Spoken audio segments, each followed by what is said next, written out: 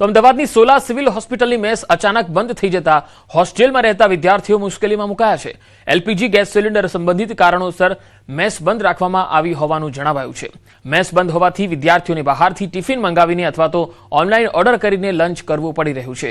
હોસ્ટેલમાં રહેતા વિદ્યાર્થીઓએ તાત્કાલિક વ્યવસ્થા કરવા તંત્ર પાસે માંગ કરી છે। સિલિન્ડરની અછતને કારણે હવે મેસ પણ બંધ થવા લાગી છે। આપ જોઈ રહ્યા છો સોલા સિવિલ ખાતે ખાસ કરીને બોયઝ હોસ્ટેલમાં જે મેસ છે તે બંધ થઈ ગઈ છે અને તેને કારણે લોકો છે જમવાનું પોતાની જાતે બહારથી લઈને આવી રહ્યા છે અને બહારથી તેઓ લાવીને જમી રહ્યા છે। જે પ્રકારની સિચ્યુએશન છે, એલપીજી ગેસ સિલિન્ડર ન હોવાને કારણે મેસ પર તાળા લાગી ગયા છે અને તેને કારણે જે વિદ્યાર્થીઓ અહીં રહે છે બોયઝ હોસ્ટેલમાં તે લોકો બહારથી જમવા માટે મજબૂર બન્યા છે। જમવા માટે બહારથી ટિફિન લઈને આવતા હોય છે તો તે પ્રકારની પરિસ્થિતિ છે હાલ સર્જાઈ છે। કેમેરા પર્સન હિરેન શાહ સાથે દીપિકા કુમાર, ન્યૂઝ 18 ગુજરાતી, અમદાવાદ। મેસ બંધ થઈ જવાને કારણે જે વિદ્યાર્થીનીઓ છે તે ટિફિન મંગાવીને જમી રહી છે અને ખાસ કરીને આપ જોઈ રહ્યા છો અસંખ્ય ટિફિન અહીં પડેલા છે અને એક તરફ હોસ્ટેલની જે મેસ છે તે બંધ છે। જે પ્રકારની પરિસ્થિતિ સર્જાઈ છે, એલપીજી ગેસ ન હોવાને કારણે, સિલિન્ડર ન હોવાને કારણે મેસ બંધ થઈ ચૂકી છે। લાઈક અમારે જ્યારે ટિફિનમાં સારું ના હોય તો અમે મેસ પ્રિફર કરતા હોઈએ છીએ, લાઈક ઓપ્શન્સ જેવું।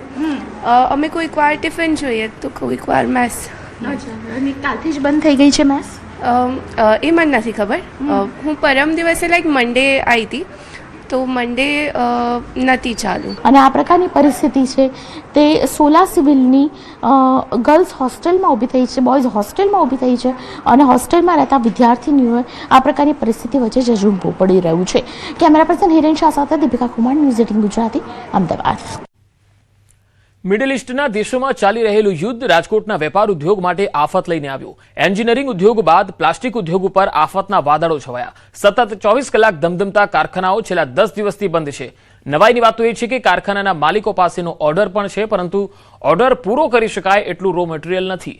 યુદ્ધના કારણે રો મટીરિયલ અટવાયું છે। યુદ્ધના કારણે દાણાના ભાવ પણ વધ્યા છે। યુદ્ધ પહેલા જે દાણાના ભાવ 100 હતા તે હવે 151 રૂપિયા સુધી પહોંચ્યા। પ્લાસ્ટિક મેન્યુફેક્ચરિંગ એસોસિએશનના પ્રમુખે દાવો કર્યો કે 200 જેટલા ઉદ્યોગો બંધ છે। યુદ્ધ લાંબુ ચાલશે તો હજારો લોકોની રોજગારીને સીધી અસર થશે।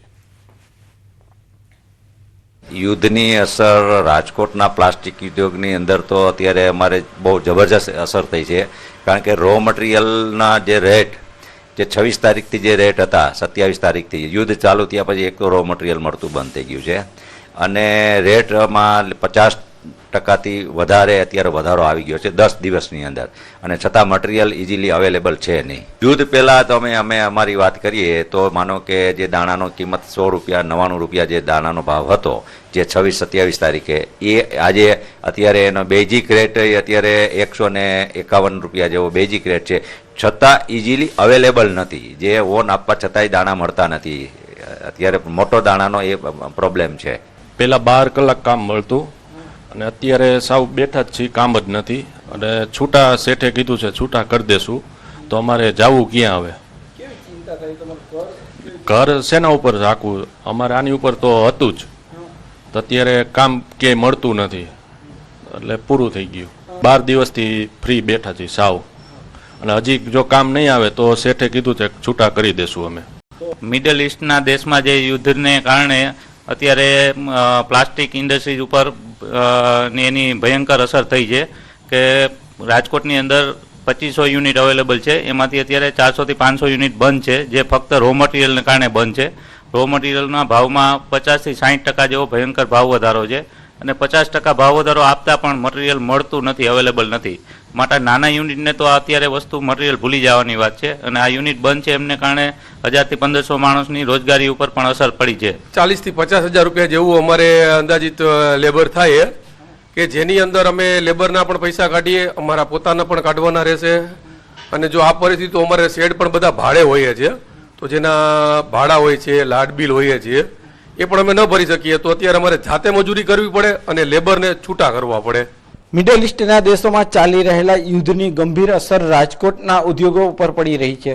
હાલ જે રાજકોટનો પ્લાસ્ટિક ઉદ્યોગ છે તે પણ જે છે એ દેશભરમાં પ્રખ્યાત છે. ખાસ કરીને આ જે 24 કલાક ધમધમતા આ યુનિટો છે જે અત્યારે બંધ થઈ ગયા છે અને બંધ થવા પાછળનું જે છે એ સૌથી મોટું કારણ છે રો મટીરિયલ. રો મટીરિયલ છે તે કતાર સહિતના મિડલ ઇસ્ટના અનેક દેશોમાંથી જે આવતું હોય છે. પહેલા જે રો મટીરિયલના ભાવ હતા તેમાં લગભગ ડબલ જેટલા થઈ ગયા છે અને એના કારણે આ જે ધંધા રોજગારો છે તે બંધ થઈ ગયા છે. એક સમય અહીંયા જે કારીગરોનો સ્ટાફ જે કામ કરતો હતો તે પણ અત્યારે જે છે એ તેમને છૂટો કરી દેવામાં આવ્યો છે. રાજકોટમાં અને આસપાસમાં આશરે 2500 કરતાં પણ વધુ પ્લાસ્ટિકના કારખાનાઓ આવેલા છે અને અત્યારે જે રીતના વાત કરવામાં આવે તો અહીંયા ચમચીથી લઈ અને મોટા પ્લાસ્ટિકની વસ્તુઓ છે તે રાજકોટની અલગ અલગ ઇન્ડસ્ટ્રીઝમાં બનતી હોય છે. પરંતુ જે રીતના રો મટીરિયલનો ભાવ વધ્યો છે, જે રો મટીરિયલ છે તેમની પણ ક્યાંક ઘટ સર્જાઈ રહી છે. એના ઘટના કારણે આ જે છે તે ઓર્ડરો પણ અનેક પેન્ડિંગ છે અને અત્યારે આ જે યુનિટો છે તે બંધ થઈ ગયા છે. ખાસ કરીને જે એ માત્ર એક જ મહિના દરમિયાન રાજકોટમાં જે 100 કરોડ રૂપિયાનું જે ટર્ન ઓવર છે તે આશરે 100 કરોડ રૂપિયાથી પણ વધુનું ટર્ન ઓવર છે તે પ્લાસ્ટિક ઇન્ડસ્ટ્રીઝમાં થતું હોય છે. પરંતુ ક્યાંક ને ક્યાંક આ યુદ્ધની આ સ્થિતિના કારણે જે છે તે ક્યાંક આમાં ઘટ આવી છે. ખાસ કરીને જે રીતના અનેક જે યુનિટો છે તે પણ બંધ થઈ ગયા છે. આશરે 200 જેટલા યુનિટો બંધ થઈ ગયા હોવાની પણ જે છે શક્યતાઓ સામે આવી રહી છે. હાર્દિક જોશી, ન્યૂઝ 18 ગુજરાતી, રાજકોટ. ઈરાન અને ઇઝરાયલ વચ્ચેના યુદ્ધની અસર સુરતના ફરસાણની દુકાન પર એવી તો જોવા મળી કે ગેસની અછતના કારણે સુરતીઓની ડીશમાંથી તેમની મનપસંદ વાનગી લોચો ગાયબ થઈ જશે. ગ્રાહકને સાચવવા માટે ફરસાણના વેપારી ફરસાણ હોલસેલમાં લાવીને વેચતા રહ્યા છે, પણ હવે લોચો બની શકે છે એટલો ગેસનો પુરવઠો પણ નથી બચ્યો. કારણ કે અમે એવું સાંભળ્યું કે આજનો દિવસ છેલ્લો, કાલથી લોચો નહીં મળે. અમારી પાસે કોમર્શિયલ સિલિન્ડર એક જ છે ફક્ત, જે આજના દિવસ પૂરતું જ છે. કાલે શું કરવું એ એક મોટો સવાલ છે. હવે અત્યારે તો હાલ પૂરતો અમે અમુક વસ્તુ બહારથી હોલસેલમાં લાવીએ છીએ કે દુકાનનું કામકાજ ચાલુ રહે, પણ લોચા માટે હવે અઘરું થઈ રહ્યું છે. આવતીકાલે લોચો મળે કે નહીં મળે તે એક મોટો સવાલ છે. એટલે ફરસાણ છે તે તૈયાર બહારથી લાવ્યા છો અને જે લોચો છે સિલિન્ડર પર બનાવી રહ્યા. હાજી, ને લોચા માટે ગેસ પુષ્કળ જોઈએ, એને હાઈ પ્રેશર પર બનાવવો પડે. પણ અત્યારે હાલમાં ગેસના સિલિન્ડર ફક્ત મારી પાસે અડધો જ છે. એ લાવીને કેમ વેચી રહ્યા છો? ગ્રાહકને સાચવવા માટે, દુકાનનું કામકાજ ચાલુ રહે એટલા માટે એક કાઉન્ટર પર મૂકીએ છીએ બહારથી લાવીને. બિલકુલ જે પ્રકારે ગેસની અછત ઊભી થઈ છે ત્યારે સુરતના ફરસાણની દુકાનના માલિકો દ્વારા ગ્રાહક સાચવવા માટે કહી શકાય સુરતના લોકોનો પ્રિય લોચો છે. એટલે કે જે સિલિન્ડર પડ્યો છે એ સિલિન્ડર લોચો બનાવવાનો ઉપયોગ કરે છે અને બાકીની તમામ વસ્તુ છે તે બહારથી હોલસેલમાં લાવીને ગ્રાહકોને આપી રહ્યા છે. એટલે કે જે વ્યક્તિ પોતે બનાવી અને વેચતો હતો, આ વિસ્તારમાં જાણીતા હતા, આજે ગ્રાહક સાચવવા માટે બહારથી માલ લાવવો પડે છે. માત્ર લોચા માટેનો એક સિલિન્ડર હતો તે પણ હવે અડધો છે અને કહી શકાય કાલથી આ દુકાનમાં લોચો નહીં મળે. એટલે ચોક્કસ ઈરાન અને ઇઝરાયલના યુદ્ધની અસર સુરતમાં ઉદ્યોગોમાં જોવા મળતી હતી, પણ ખાણીપીણી માટે જાણીતા શહેરના સુરતીઓની ડીશમાં હવે લોચો ગાયબ થઈ જશે. એનું કારણ ગેસ છે.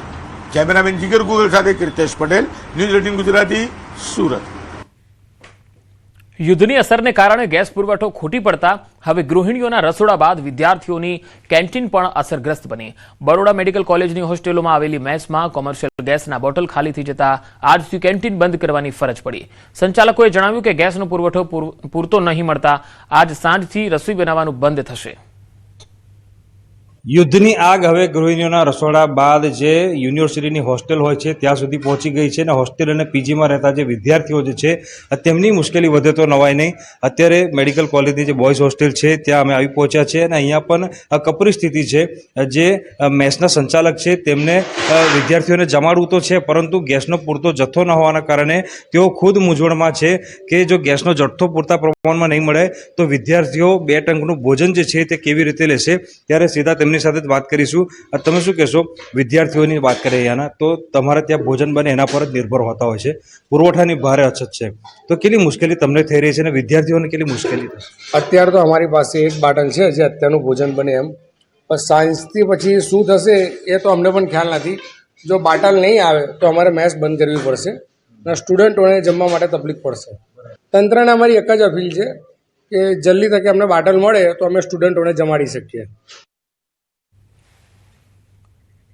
તો રાજકોટમાં વર્ષોથી ભૂખ્યાને ભોજન કરાવતું બોલબાલા ટ્રસ્ટ હાલ ગેસ સિલિન્ડરની અછતને કારણે મુશ્કેલીમાં મુકાયું. છેલ્લા 35 વર્ષથી ટ્રસ્ટ દરરોજ અંદાજે 3000 લોકોને વિનામૂલ્યે ભોજન પૂરું પાડે છે, પરંતુ ગેસ સિલિન્ડર ન મળતા હાલ ટ્રસ્ટને લાકડાના ભઠ્ઠામાં રસોઈ બનાવવાની ફરજ પડી છે, જેના કારણે ભોજન બનાવવામાં વધુ સમય લાગે છે.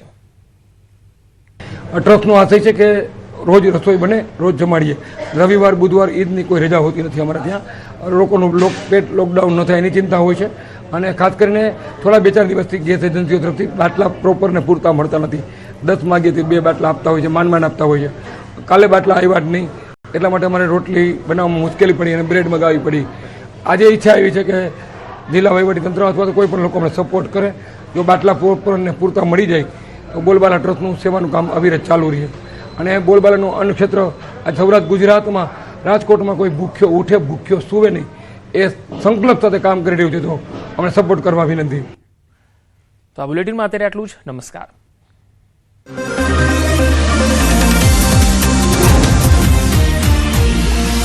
ચોવીસ કલાકની આંશિક રાહત બાદ ફરી એક વખત ગુજરાત અગનભઠ્ઠીમાં શેકાયું છે. આકાશમાંથી રીતસરના આગના ગોળા વરસી રહ્યા છે. મોટાભાગના શહેરોમાં ગરમીએ તાંડવ મચાતા લોકોને પરસેવો છૂટી ગયો છે. સવારે 11 વાગ્યાથી જ સૂરજદાદાનો પ્રકોપ